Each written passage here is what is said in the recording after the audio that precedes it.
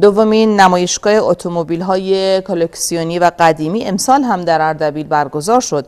در این نمایشگاه یک روزه 45 اتومبیل خاص و کلاسیک در معرض بازدید علاقه‌مندان قرار گرفت. مرادی خبرنگار ما سری به این نمایشگاه زده و گزارشی تهیه کرده.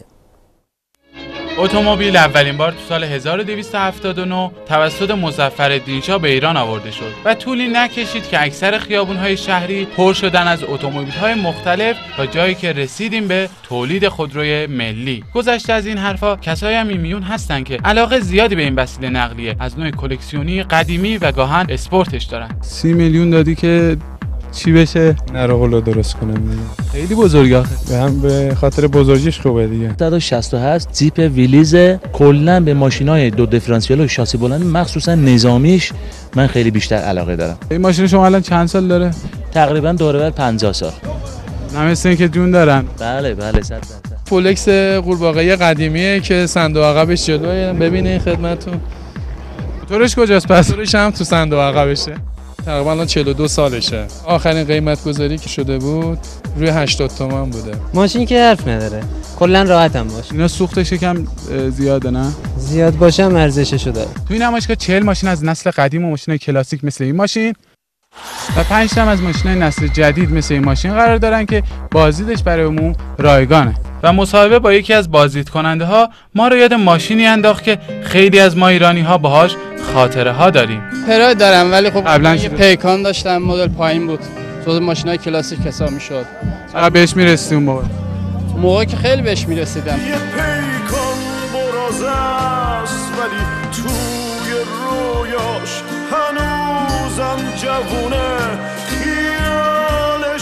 دلشه 52. الان من 10 ساله دارم ولی 2 بار سوار شدم. یعنی زیاد اذیتش نمی‌کنه؟ نه تو پارچیج میمونه. چرا؟ چون چه عشقمه. نمایشگاه که والا فوق‌العاده شده از نسبت دفعه پیش که حرکات نمایشی اجرا میکنن خیلی بهتر شده.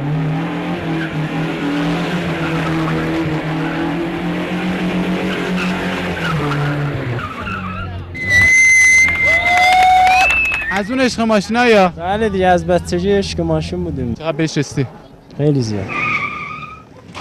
داخلش کلا 6 تا خرید کردم، رنگشو عوض کردم، توزیشو. در کنار این ماشین‌های مختلف تو نمایشگاه حدود 15 تایی هم موتورسیکلت شهری و مسابقه‌ای قرار داشت.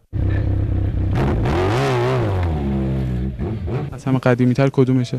موتور سیویکای 750 مدل 59. چند سال موتور نگه داری؟ حدوداً از میشه گفت از بچگی ما دیدیم، دایی‌ام داشتن موتور. کلا خانوادگی علاقه داری؟ بله. موتور برای شما؟ بله. مدلش چیه؟ 2005. چقدر خرج این موتور کردی؟ 27. چرا 27 میلیون ندید ماشین بگیری؟ خب علاوه رو به موتور دادیم. اما کسایی که برای ماشین و موتورشون میلیونی خرج کرده بودن درد و دل‌هایی هم داشتن. مسابقات هم شرکت می‌کنیم با موتور؟ مسابقه نیست چه شرکت کنیم. تو اردبیل اصلا جا هست برای موتور. تهران پیست آزادی هستش ولی مثلا خب این اردبیل نداره، میرن تو خیابون خب خطرناکه. دنبال پیست و اینا هستی؟ تو اردبیل نیست چه پیست. اگه باشه طالبشم.